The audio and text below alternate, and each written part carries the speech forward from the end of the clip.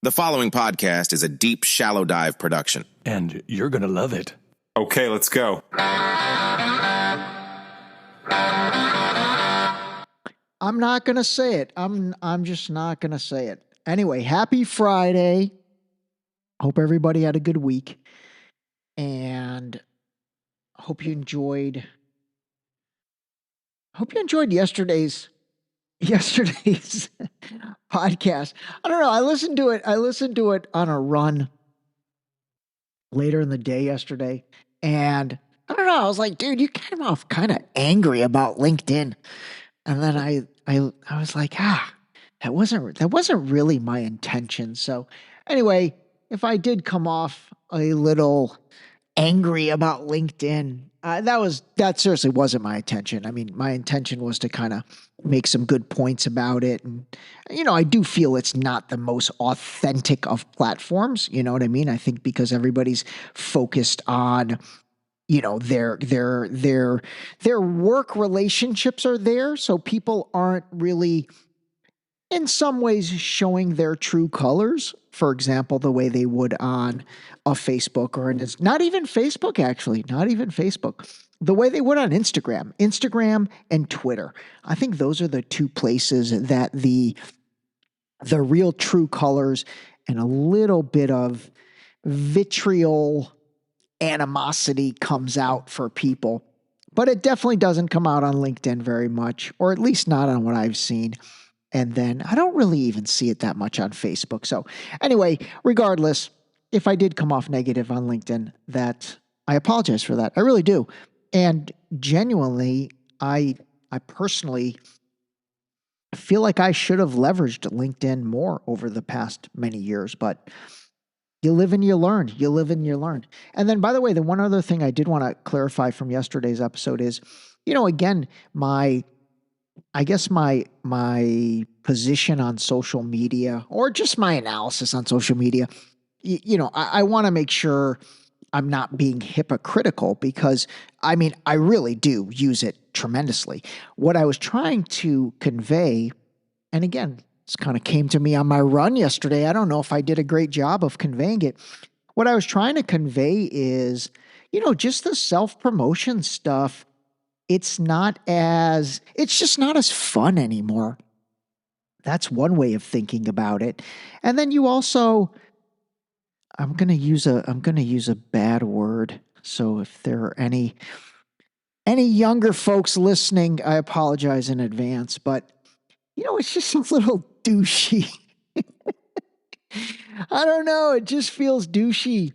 Even honestly, it's funny, even now promoting the book or promoting the podcast, I don't know. I just don't feel the same way I did, a decade ago. I can't even believe it's been a decade. When I was promoting Boost, when that came out of the gate. So I don't know. Maybe that has something to do with age, maturity, business maturity, whatever the case may be. But my real point yesterday, more than anything, was that, that concept of the novelty of like, hey, look at me. And again, I don't even mean that in a bad way. I really don't. It's more of just how to summarize it. That's just worn off on me a little bit. So, I am in a situation where obviously I do have to continue to leverage social media, and I'm trying to really grow all those followings. But I guess the difference is, I don't know. And again, this is a very personal thing.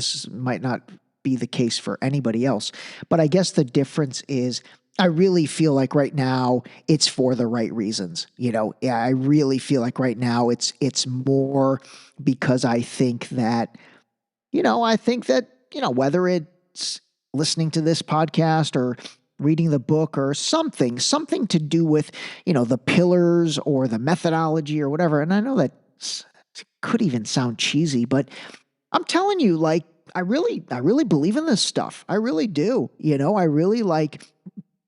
I really now, especially with the empathy one, more than anything, I'll tell you, that's the one that's really resonated with me more than anything. But the rest of them have as well. And the resilience, and And self-awareness for sure, and authenticity, those two kind of really go together. But I really do think through those things when I'm thinking about, different situations. And that's what we're going to talk about today.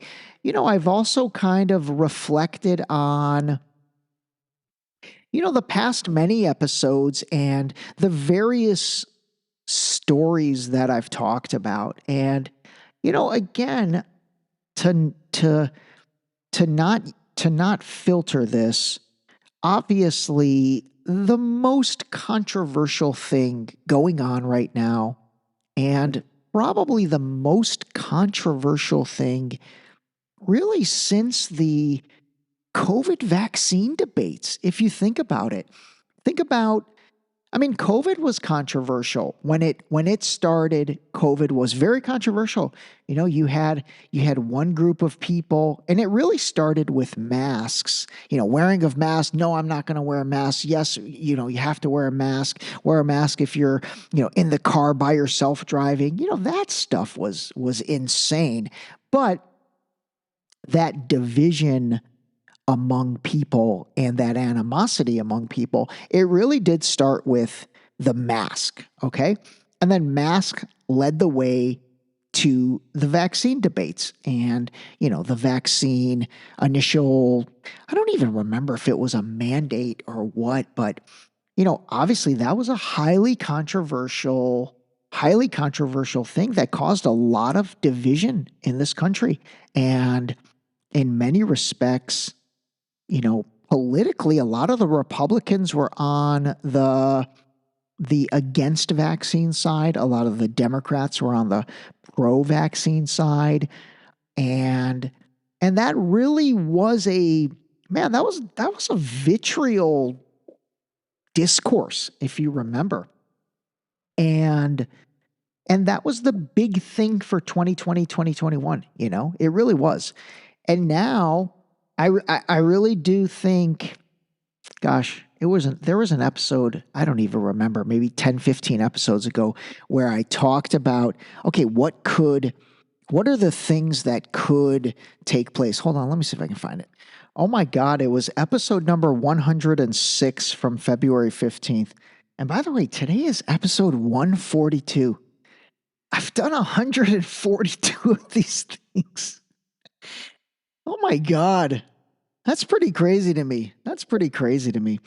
Anyway, in that episode, I talked about what's next, elections, speculation, and global dynamics.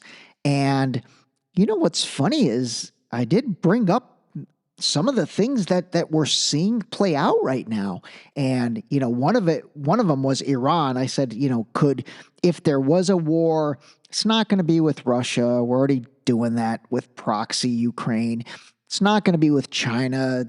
I just don't think that's going to happen ever. Thank God. And so who could it be with? And, the most likely candidate would be Iran. And obviously that kind of is taking place right now, again, through other proxy entities, Hamas, the Houthis, whomever is supposedly funded by Iran. And again, they probably are funded by Iran, but I'll tell you, God, I really think there is a nefarious, bigger, I don't even want to use the word conspiracy, because the players that are involved are the players that right now supposedly are, at odds with each other. But let me put it this way. And I'm just very curious for anyone's thoughts on this. I would welcome anyone's thoughts on this.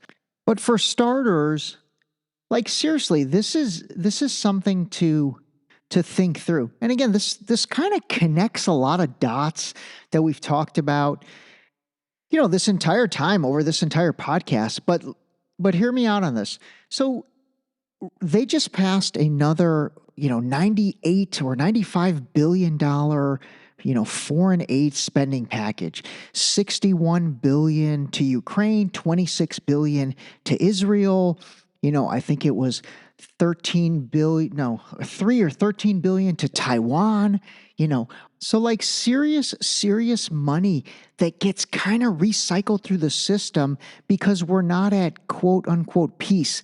I actually said this the other day to somebody.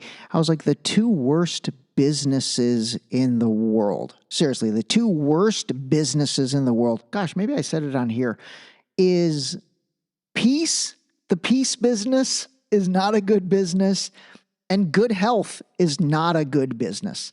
Think about that. Like, peace is not a good business.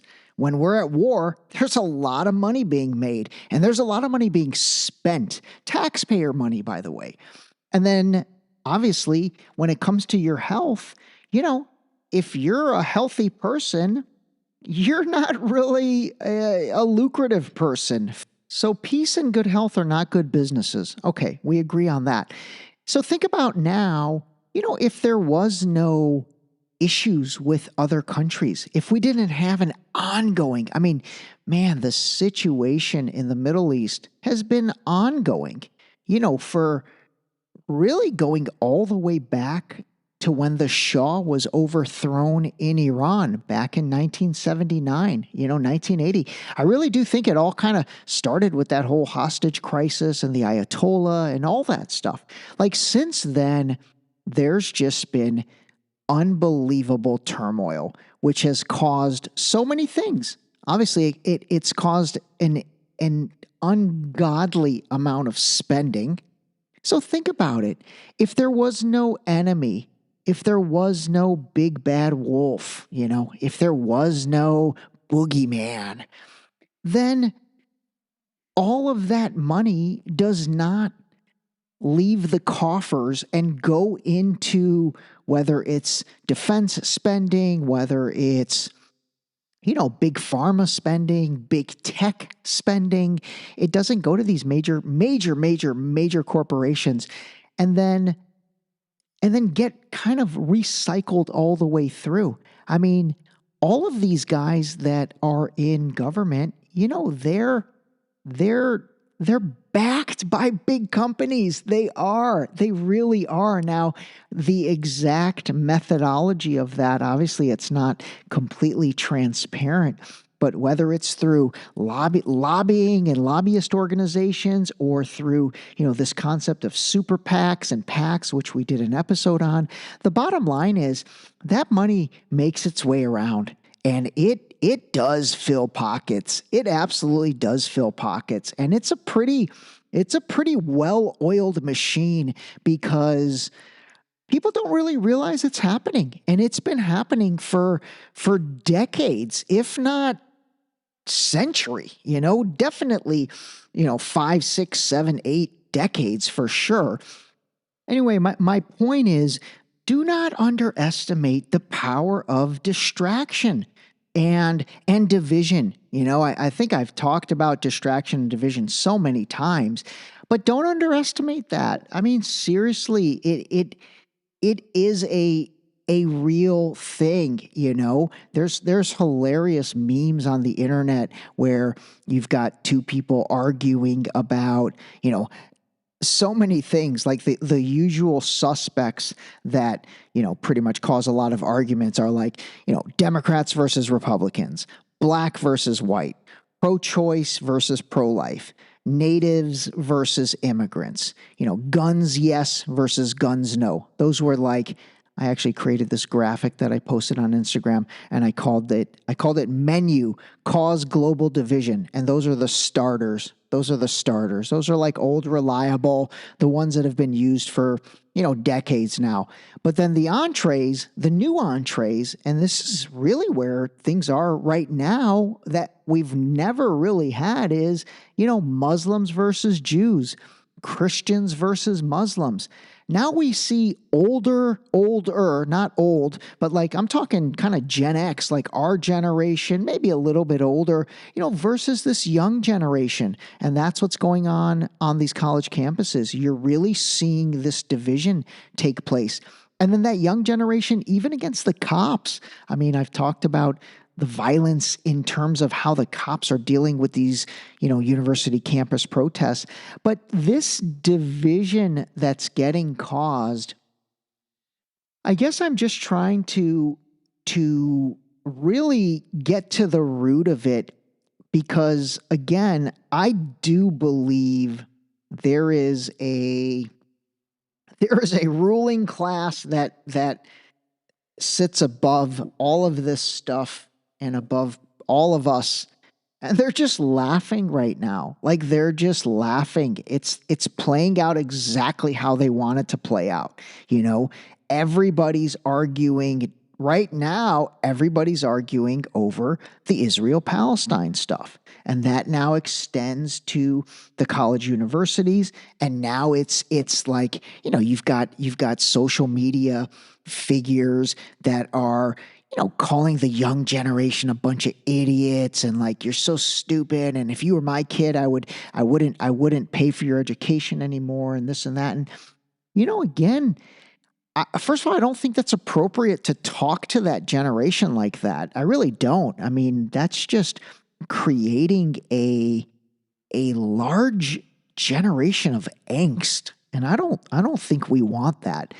And secondly, again, there's so much narrative mixed into all that you're not really even arguing about the truth. You're just arguing about the side you want to take. And again, I really am. And, I think sometimes I'm guilty of taking a side, for sure. Of course I am. But I'm really, really trying to move myself, even on this issue, to a point where I just want to lay it out there. I really do. I want to lay it out there, and I'm going to give you my opinion, but I'm not going to, I don't want to be vitriol about it, and I also don't want to be demeaning and dismissive about it.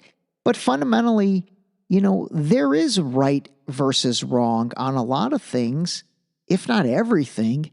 But it gets very convoluted, and it gets very confused. And a lot of that is because people don't know the context. They really don't know the context of the various situations. And then anytime you throw religion into the mix, now it is completely an emotional conversation that most of the time completely lacks historical context and lacks history. And you do need all that. And I'll give you an example. I have an ongoing conversation going on with someone I went to high school with. I'm not going to say his name. I don't think he listens to the podcast. So actually, if he does, he knows who I'm talking about. So I'll be curious if I hear from him, but I don't think he does.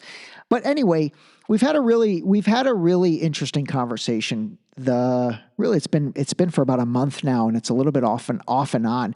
And I will tell you, we're definitely on different sides of various things. But what's been cool is we've had a really open, honest, raw. We've known each other since we were in high school. I'm a little older than him, but so we've got equity built up with each other. You know what I mean? I think he knows who I am fundamentally, and I know who he is fundamentally, or at least who we were. Now, obviously, people change, but I don't think either one of us has fundamentally changed all that much. But anyway, one of the things that we've been talking about lately is, the religious connotations of what's going on in Israel and Palestine. And again, if you don't know any of that, I will do a real episode on that. But fundamentally, it all goes back to the Old Testament of the Bible, and it all goes back to, what and who Jesus fundamentally was, and the land where he was born, which is Bethlehem, which is in Jerusalem, and which is in Israel. And they're really, the initial fight, I guess, if you want to just be simple about it, is over the land, right? And so most Christians, and if there are any Christians listening and I'm getting this wrong, please reach out to me and correct me, and I'll definitely err a correction. But fundamentally, most Christians believe that Israel is the promised land, and that is where, when Jesus or the Messiah, I think that's kind of one and the same. When he returns, he's going to return to Israel. And that land was promised to them through the Bible, 3,000, however many thousand years ago. And fundamentally, that land is promised to them by the Bible, and so it's theirs. And so everything that is happening right now, and then everything that also has happened from 1917 with the Balfour Declaration to the Nakba from 1948, which I'm going to play for you a little bit on that today as well. But all of that stuff, again, if you ask a devout Christian or really a devout, well, here's where it gets even more confusing. When it comes to Jewish people, one faction, and many refer to this faction as Zionists, they think that land is theirs now. On the other side, this is so interesting. You've got Orthodox Jews whom believe that this is not their land now, and they don't get access to that land until the Messiah comes back and clears everything out, and it's basically like the rebirth, and then that's when they get to take over the Jewish land. So right now on social media, and again, by the way, I may have gotten a little bit of that wrong, and if I did, feel free to reach out to me. But what's been fascinating for me on social media is when I see all these videos of like Orthodox Jewish people, and really some that are not, like other Jewish people who are saying, hey, that's not our land. That is not our land. The Orthodox Jews are saying that's not our land because the Messiah has not returned yet. And then you've got another set that say, hey, we're not Zionists. We're followers of the Jewish faith, and Zionism is not a religion. It's a secular political movement.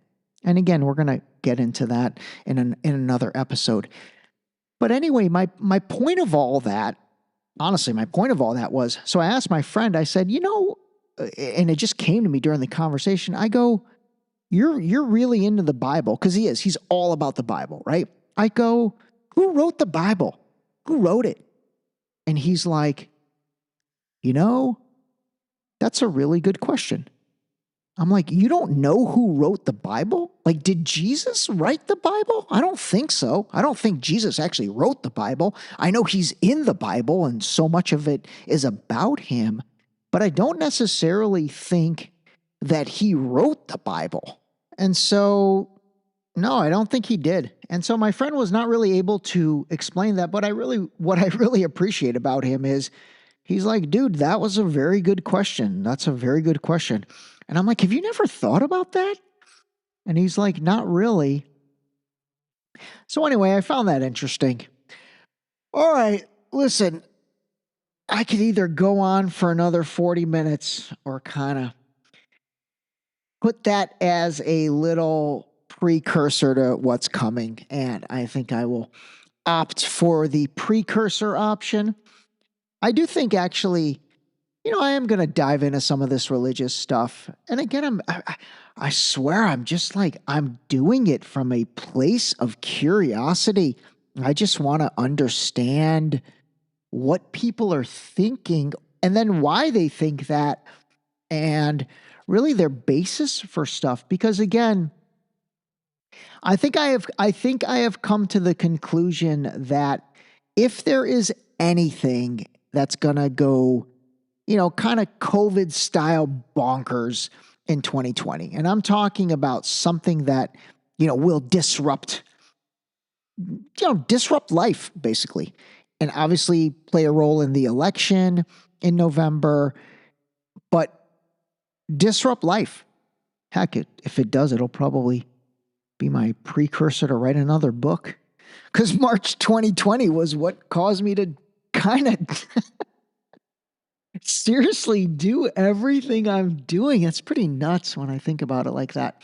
But anyway, to finish out for today, I think I've come to the point where, yeah, I think it's going to be something religious. I think it's going to be some type of, again, holy religious war that, if these campus protests get worse, do they shut down, all graduations get shut down, all this gets shut down? Does it affect school moving forward? Something major, you know what I mean? Similar to how obviously COVID did all that. I will say, again, March 2020 was the start of all that stuff. Obviously, we're in May of 2024. I think the George Floyd killing was late May.